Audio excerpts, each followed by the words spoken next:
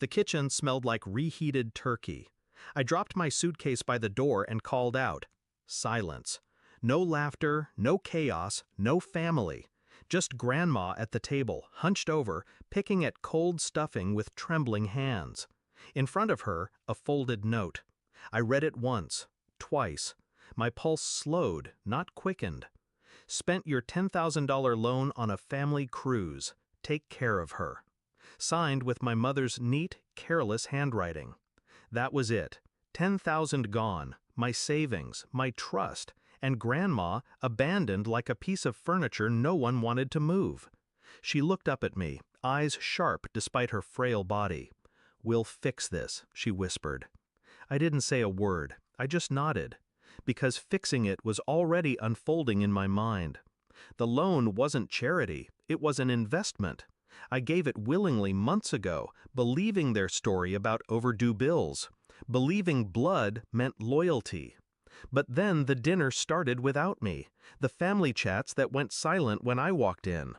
The new clothes, the upgraded phones, the smug avoidance when I asked about repayment.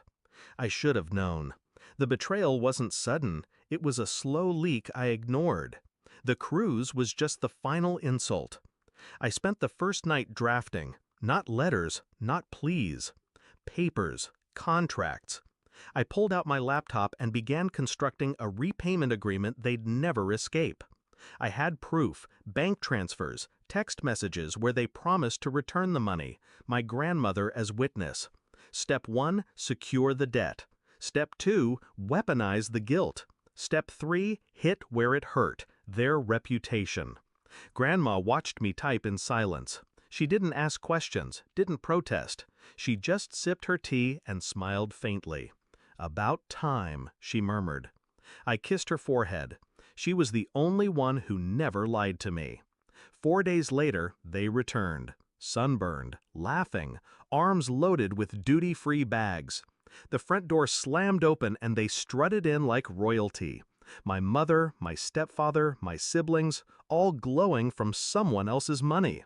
Then they saw me, sitting at the table with Grandma, papers spread out neatly in front of me. The laughter died fast.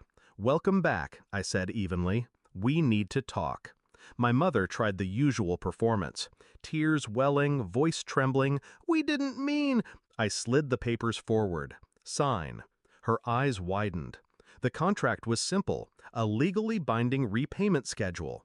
10,000 with interest. Miss one payment and their assets, joint accounts, the car, even the cruise tickets, could be seized. I'd already had it notarized, already filed it. All I needed were signatures to complete the chain. My stepfather's face went red. "This is ridiculous! You wouldn't—" I cut him off with a smile. "I already did. The court date's set, but if you sign now, we can avoid embarrassment."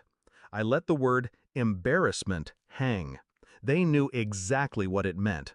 The neighbors, the church, his business partners. They glanced at each other. Anger, fear, calculation. Grandma coughed softly, her fork clinking against the plate. "Sign it," she said, voice steady. "For once in your lives, do something right." And they did, one by one, with shaking hands. But I wasn't done. I reached into my bag and pulled out the second set of papers, a guardianship agreement. Effective immediately, I held full legal authority over Grandma's care, medical, financial, personal. Their jaws dropped. "Since you left her here," I said quietly, "you won't be burdened. I'll handle everything. Which means no more dipping into her pension, no more signing her checks. She's mine now." Grandma squeezed my hand. They erupted. Shouts, protests, accusations. I stayed calm. I let them flail, let the fury burn itself out. Then I delivered the final cut. I've drafted one more letter. To every relative, every friend, every client you've ever bragged to. Detailing how you stole from me, how you abandoned Grandma at Christmas to sip cocktails on a cruise. It goes out tomorrow, unless you make your first payment by noon. Silence. No one moved. They knew I wasn't bluffing. That night, I slept soundly for the first time in months. By noon, the payment came through. Small, but enough. Proof of submission. Proof they'd broken. Now, weeks later, Grandma sits in my apartment knitting by the window. She laughs more. She eats well. She tells me stories about when she was young, stories no one else cared to listen to. As for them, they're drowning, selling possessions, whispering apologies, begging for extensions. I don't raise my voice. I don't waste my breath. I let the contracts speak for me. Betrayal taught me something simple.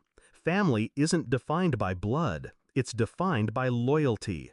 They gambled mine away for cocktails and suntans. And now, every month, when the payment arrives in my account, I'm reminded of the balance restored. Grandma was right. We fixed it. Not with forgiveness, with consequences. And I wouldn't trade that justice for all the cruises in the world.